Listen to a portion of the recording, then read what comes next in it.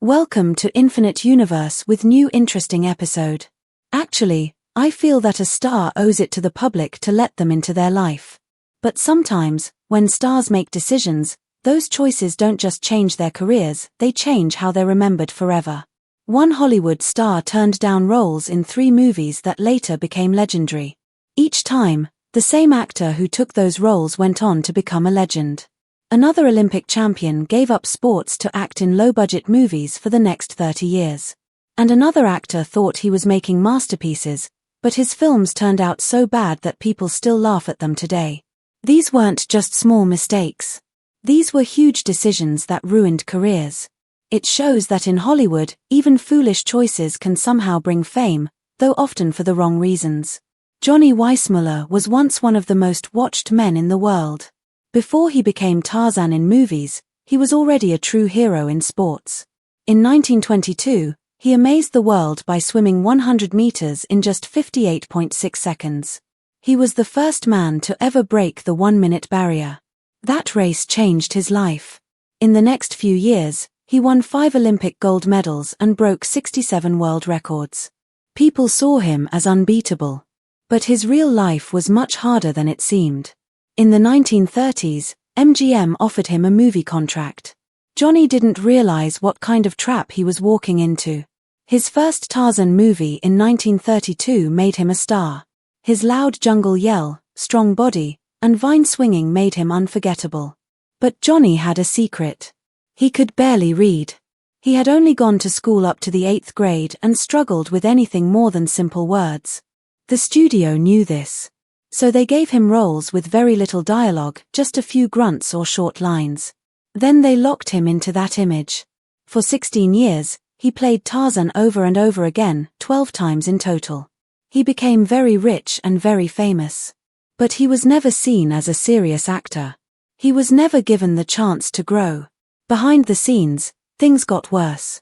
Johnny didn't understand how to manage his money. He trusted the wrong people. One of them was his business manager, who secretly stole most of his money through fake investments and shady deals.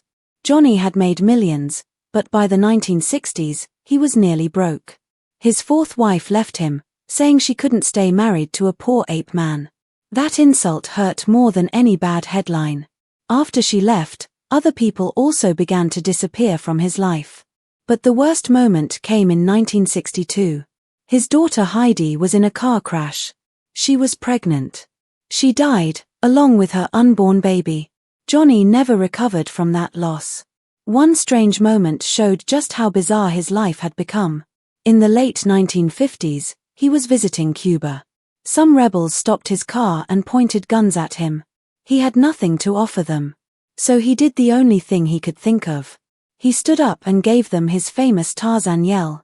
The rebels froze. Then they smiled.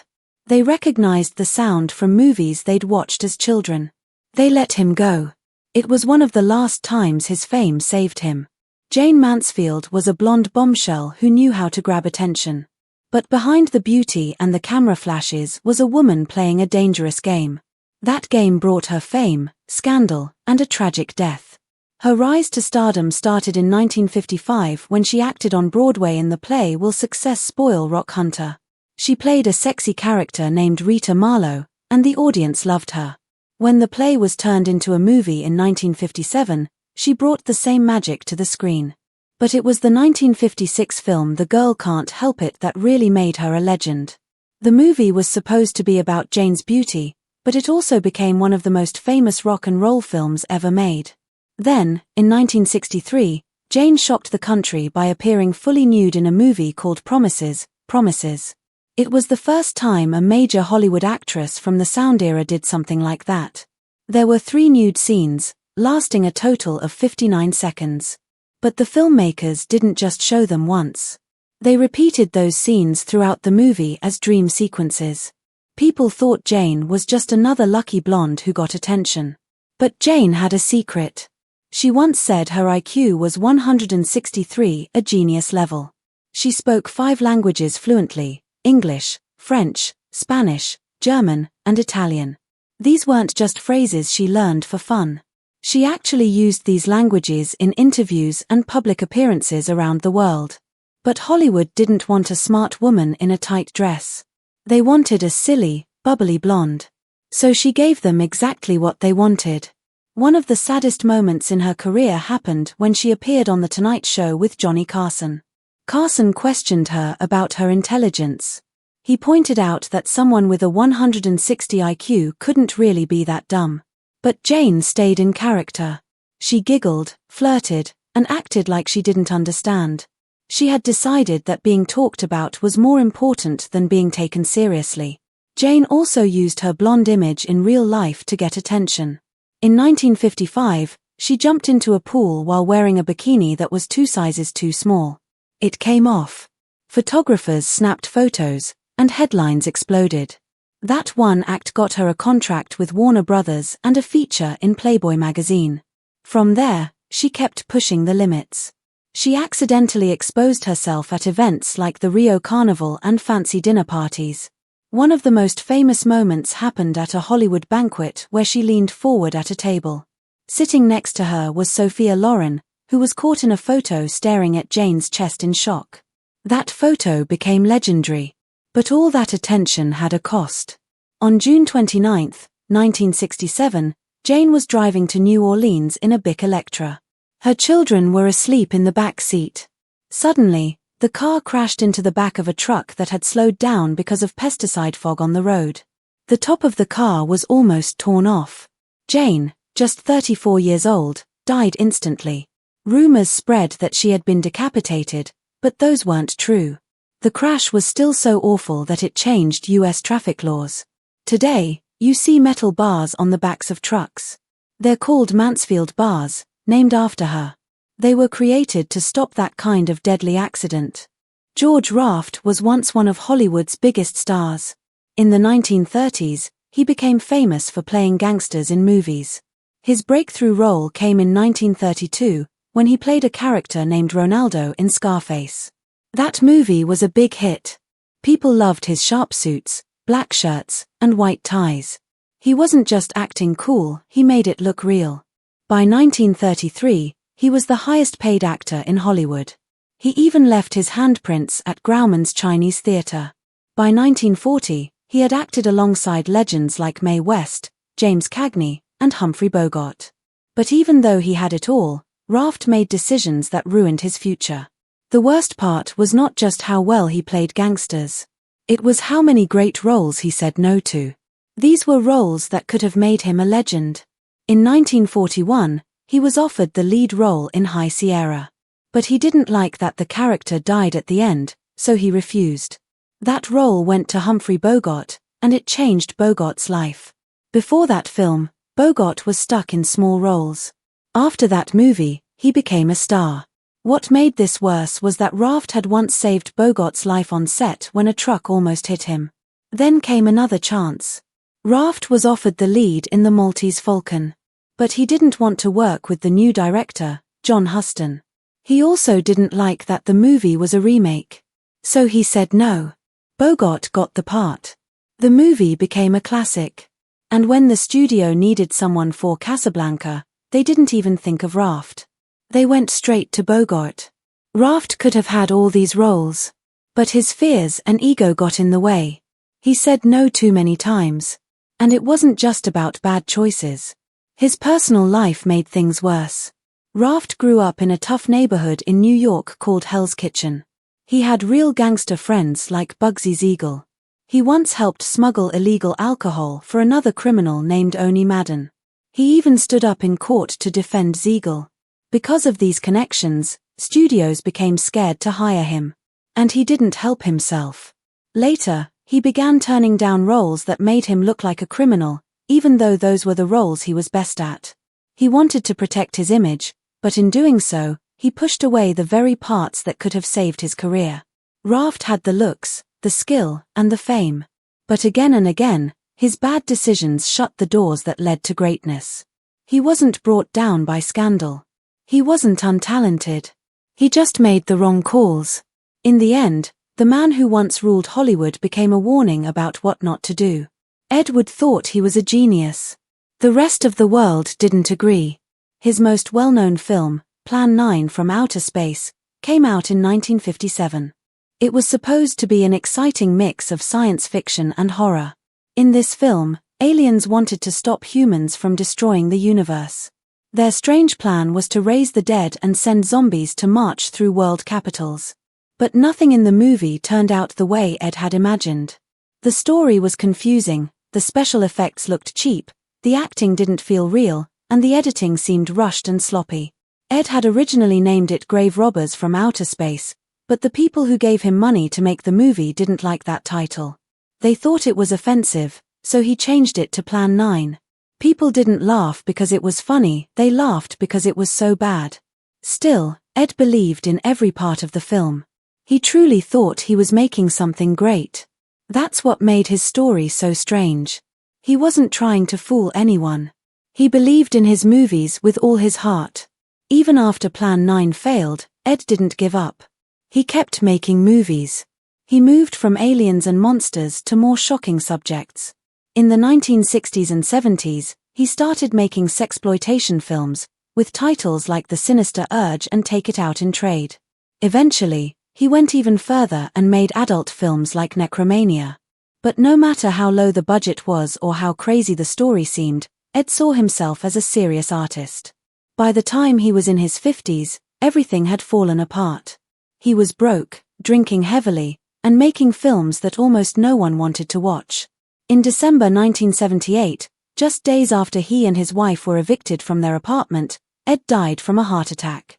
He was only 54 years old. Most people had already forgotten about him by then. Then something surprising happened. 2 years later, in 1980, a book called him the worst director of all time. It was meant as a joke, a harsh criticism. But instead of destroying what little was left of his name, it brought him attention. People became curious and started watching his old films again. But this time, they watched for fun. They laughed at the mistakes, the silly effects, the weird dialogue, and the fact that Ed had taken it all so seriously. Slowly, Ed Wood became a cult legend. Ironically, he became more famous after he died than he ever was while he was alive. Even Ed's personal life had its own strange story. In 1967, a 21-year-old woman showed up at his door. She claimed she was his daughter from a brief romance he had after serving in the Marines during World War II. Ed was completely shocked. His wife didn't believe it for a second and kicked the woman out. But other people noticed that the woman looked a lot like Ed. There was something about the face, the eyes, the nose, the resemblance was hard to ignore. Back in 1932, Clarence Buster Crabbe pulled off one of the most thrilling victories in Olympic swimming history. He won the 400-meter freestyle by just 0.1 seconds, beating the world record holder Jean Taris of France. His final time was 4 minutes and 48.4 seconds, setting a new Olympic record. He was behind during most of the race but managed to come from behind in the final 25 meters. It was a huge moment. America cheered, and Hollywood noticed. That one race changed his entire life. Within a few years, Buster Crabbe became a movie star. In 1936, he became the face of Flash Gordon. Audiences loved him. He had good looks, strong muscles, and natural charm. Studios gave him more roles. He played Buck Rogers and Tarzan too. In fact, he was the only actor who played all three of the biggest pulp heroes of the 1930s. He was a king in the world of serial films. But behind the scenes, Buster was making strange choices. Instead of trying new and serious roles, or improving his acting skills, he stayed where he was comfortable. He kept making the same kind of low-budget action films that had made him famous. It wasn't about pushing his limits, it was about playing it safe. Then, in 1952, he had a chance to be in High Noon, a serious and now classic western. It could have changed his entire career. But he turned it down. He chose another cheap movie instead. That moment shaped his future. Again and again, he chose what was familiar over what could challenge him. He once admitted, with a strange mix of pride and sadness, that he had only made one serious movie in his whole career. When he left Hollywood, he tried his hand at business. He worked at Cascade Industries in New Jersey, selling swimming pools. Then he tried to start his own pool company, but it failed. Poor planning, too much spending, and a lack of business sense ruined it. It was the same kind of financial disaster that had brought down his old Hollywood rival, Johnny Weissmuller. Frank Fay had everything in the 1920s. He was the highest-paid performer in vaudeville, earning an amazing $17,500 a week. People say he was the first real stand-up comedian. He didn't just tell jokes, he talked to the audience like he was having a friendly conversation. That casual style would later inspire comedy legends like Jack Benny. Movie studios loved him too. Warner Brothers gave him big film roles, and on Broadway, he starred in Harvey in 1944. But behind the scenes, Fay was falling apart. His marriage to actress Barbara Stanwyck became known for all the wrong reasons. He was mean, violent, and often drunk. In one terrible moment, he reportedly threw their son into a swimming pool during a fight. People in Hollywood whispered about it, and the story spread quickly. One cruel joke about him was, the only one Fay can beat without getting knocked out is his wife. It wasn't funny, it was awful. Their sad, abusive marriage is said to have inspired the 1937 film A Star is Born, about a woman becoming a star while her husband self-destructs. Fay's downfall continued. He wasn't just abusive, he was also openly hateful. He strongly disliked Jewish people and didn't try to hide it.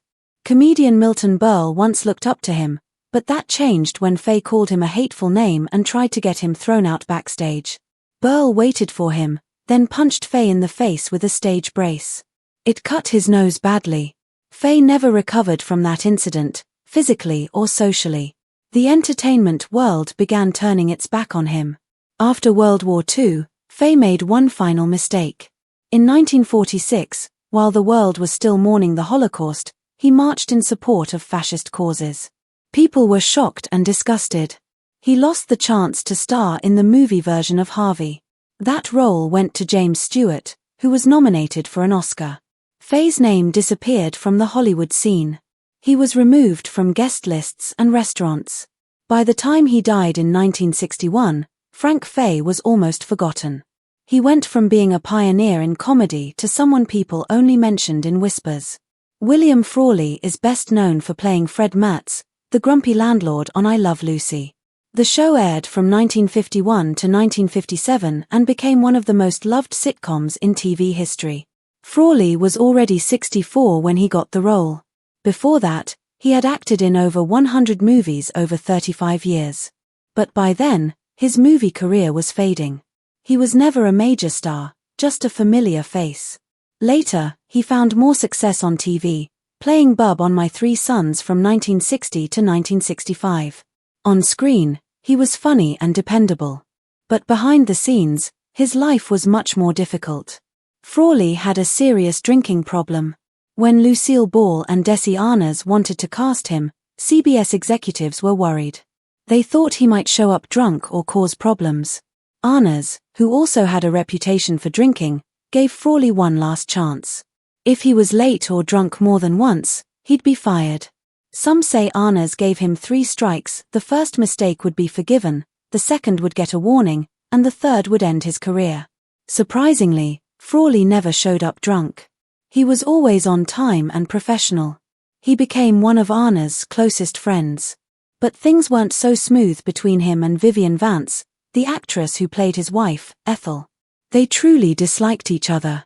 When the show started, Frolley was 64, and Vance was 42.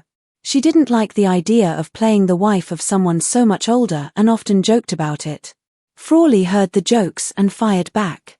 He asked for mean lines to be written into the script and insulted her behind the scenes. Their feud was so intense that years later, when someone asked Frolley about Vance, he called her a terrible name in front of a general. The room went silent. Frolley had always been difficult. In 1928, he punched another actor, Clifton Webb, during a Broadway show and got fired. That set the pattern for the rest of his career. By the 1950s, he was almost unemployable. His time on My Three Sons showed he was declining.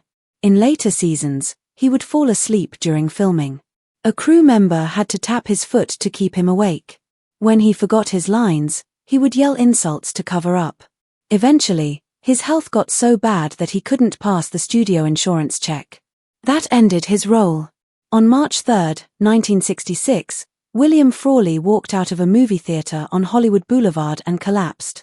He died of a heart attack at age 79. There were no tributes or emotional goodbyes. He had once made millions laugh, but in the end, he died alone. Tony Curtis was born Bernard Schwartz on June 3, 1925. He didn't grow up rich or famous. His childhood in New York was hard and filled with struggle. But by the 1950s, he had become one of the biggest names in American movies. People loved his good looks, charm, and energy. But behind that charming image was a man whose career would slowly fade due to missed chances. In 1957, Curtis shocked critics with his serious acting in Sweet Smell of Success. He played a shady press agent and proved he could do more than smile for the camera. In 1958, he earned an Oscar nomination for The Defiant Ones, where he played a white prisoner chained to a black man, played by Sidney Poitier. The film tackled racism head-on, and Curtis gave a strong performance. In 1959, he starred in Some Like It Hot, a comedy that became a classic. Critics and audiences both loved it. He played alongside Marilyn Monroe and Jack Lemmon and was brilliant. That same year, he also starred in Operation Petticoat. In 1960, he played a Roman slave in Spartacus, a massive blockbuster. For a few years, it seemed like Curtis could do anything: comedy, drama, action. He was on top. But then, something changed. Instead of continuing to pick strong roles, he started choosing weaker scripts. Critics were confused. He went from starring with legends to appearing in forgettable movies. It was as if he didn't understand what made him special. By the mid-1960s, his fame was fading. In 1968, he tried to make a comeback with The Boston Strangler, where he played a real-life killer. It was dark and different, and some critics thought it was his best work. But it also felt like his final major role. After that, Curtis moved toward TV. He starred in The Persuaders with Roger Moore, but the show only lasted 24 episodes. He guest starred on other shows too, but the big films were gone. The saddest part was that Curtis had the talent. He had the range. He even had the praise of critics. But he didn't protect his legacy. He didn't build on his success. He just let it fade away. Guy Madison was once a major TV star. From 1951 to 1958, he played Wild Bill Hickok in a popular Western. The show was so loved that episodes were turned into 17 different movies. His face was everywhere, on cereal boxes, trading cards, even toy guns. He became a cowboy hero to kids across America. But behind the scenes, Madison was making a lot of mistakes. He was born Robert Ozell Mosley and served in the Navy during World War II. One weekend in 1944, he went to a radio show taping in Hollywood. He didn't plan to get discovered, he just wanted to watch the show. But a talent agent's assistant saw him and thought he had the look for movies. Soon, he got a small role and changed his name to Guy Madison. When he returned from the Navy, he found thousands of fan letters waiting for him. It should have been the start of a big career. But there was one problem: Madison couldn't act. And he didn't seem interested in learning. Studios gave him leading roles, but his acting was stiff and boring. He refused to take acting lessons and made fun of people who suggested it. He once said, "Audiences want me, not some Shakespearean." His personal life was also messy. He married actress Gail Russell, who had serious anxiety and drinking problems. Madison tried to support her, but it became too much. They separated in 1953 and divorced in 1954. Then, just days after the divorce, he married actress Sheila Connolly in Mexico. It shocked everyone. But his worst mistake was financial. Even though he made a lot of money from his TV show, he wasted it on a ranch that turned out to be a disaster. By the 1960s, he was broke. To earn money, he took roles in cheap Italian westerns. He looked bored in those films, as if he was only doing them for a paycheck. His once bright image became a symbol of wasted potential. In his later years, Madison became very sick with emphysema, likely from smoking for years. He grew weak and stayed mostly at home. On February 6, 1996, Guy Madison died in Palm Springs, California. He was 74 years old. Thanks for watching. Keep it and stay tuned. Like and subscribe our channel. Have a good day.